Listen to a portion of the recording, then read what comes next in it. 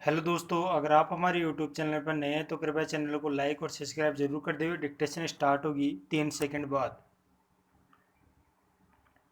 Start.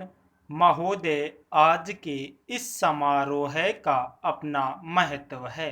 Panchayat Bharat वर्ष की एक बहुत पुरानी संस्था है और जैसा कहा गया, इन्हीं पंचायतों के कारण ही भारतवर्ष अब तक जीवित रह सका है।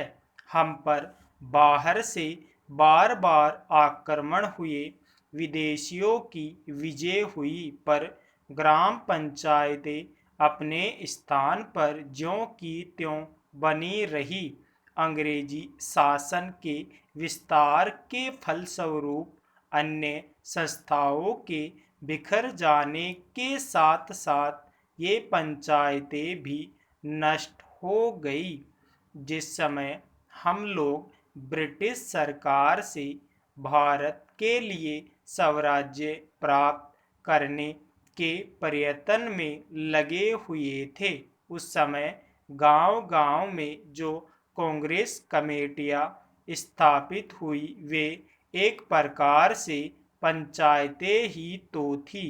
पर उस समय हमारे हाथों में अधिकार नहीं था और जो पंचायतें स्थापित हुई वे जनता की इच्छा से ही स्थापित हुई। हमारे हाथों में जब अधिकार आया तो उस समय ये ग्राम पंचायतें सभी स्थानों पर थी। संविधान बनाते समय भी यही सोचा गया कि ऊंची व्यवस्थापिक सभाओं तक पहुंचने के लिए पंचायतें ही सबसे पहली कड़ी होगी।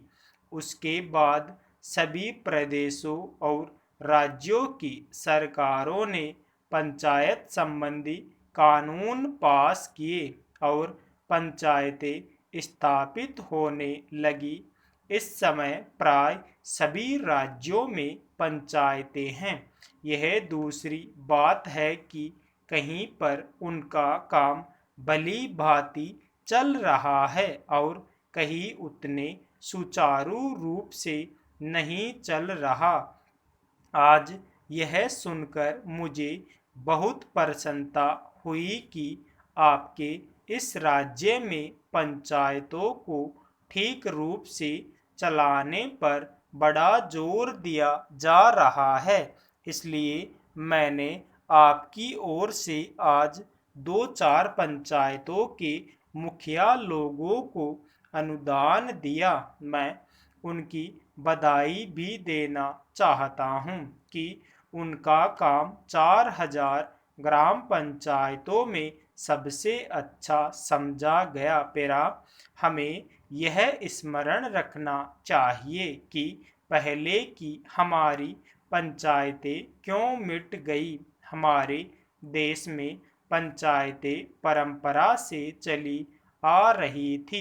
अंग्रेजों ने भी मुक्त कंठ से इस बात को स्वीकार किया कि भारत का प्रत्येक गांव गणराज्य था। इसका कारण हम में कमजोरियों का आना था। हमें उन कमजोरियों से अभी भी बचते रहना चाहिए, जिससे फिर से वह दिन न देखना पड़े। वह कमजोरी थी उन पंचायतों का संकीर्ण दृष्टिकोण। लोगों ने पंचायतों की परिधि के क्षेत्र को ही अपना देश माना और इस कारण जब एक पंचायत पर आक्रमण हुआ तो दूसरी पंचायतों ने उसकी रक्षा में हाथ बटाना अपना धर्म नहीं समझा। इस प्रकार विदेशियों ने एक एक पर आक्रमण करके सारे देश पर अपना अधिकार कर लिया। हमारे शत्रुओं ने हमारे पारस्परिक वैमनस्य और भेदभाव से भी लाभ उठाया। अभी हाल में जब भाषावार राज्यों का प्रश्न उपस्थित हुआ तो गांव की छोटी छोटी पंचायतों ने जैसी समितियां प्रकट की, उनसे यह स्पष्ट हो गया प्यारा महोदय, अन्य उद्योगों और प्रत्येक राष्ट्रीय गतिविधि की भांति समाचार पत्रों को भी समय समय पर बदलती हुई परिस्थितियों के अनुरूप बनना होता है।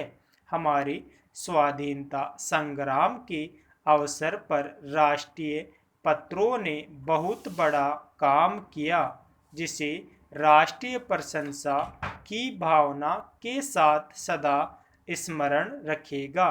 देश के स्वाधीन होने के बाद से समाचार पत्रों के दायित्व में मौलिक परिवर्तन हुआ है। देश से विदेशी सत्ता के जाते ही शासन तंत्र राष्ट्र के प्रतिनिधियों के हाथ में आ गया। यह स्वाभाविक है था कि इस परिवर्तन के बाद सभी समाचार पत्र अथवा उनमें से अधिकांश अपनी नीति पर पुनर्विचार करें। इन 9 वर्षों में अधिकांश पत्रों ने इस दायित्व को सुचारू रूप से निभाया है। मैं यह प्रसन्नता से स्वीकार करता हूँ कि पत्रों ने राष्ट्रीय महत्व के प्रश्नों पर सरकार का समर्थन कर उसका बल नहीं बढ़ाया, बल्कि जब कभी विचार स्वतंत्र और सच्चे मतभेद की मांग हुई तो पत्रों ने आलोचना का आश्रय भी लिया।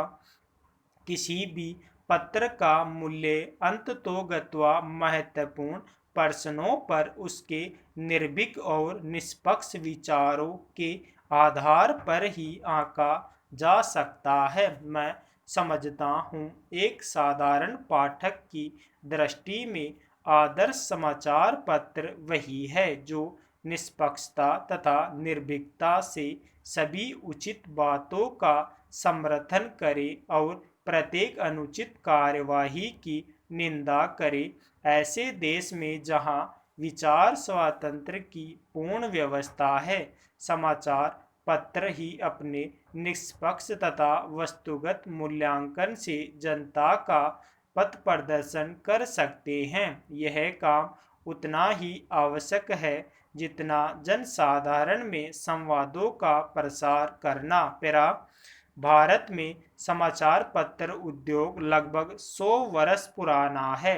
इस काल में पत्रों ने बहुत प्रगति की है और शक्ति तथा यश का उपार्जन किया है, किंतु जब हम भारतीय पत्रों की दूसरे प्रगतिशील देशों के पत्रों से तुलना करते हैं तो हम बहुत सी बातों में, विशेषकर प्रकाशन संख्या की दृष्टि से, अपने पत्रों को बहुत पिछड़ा हुआ पाते हैं।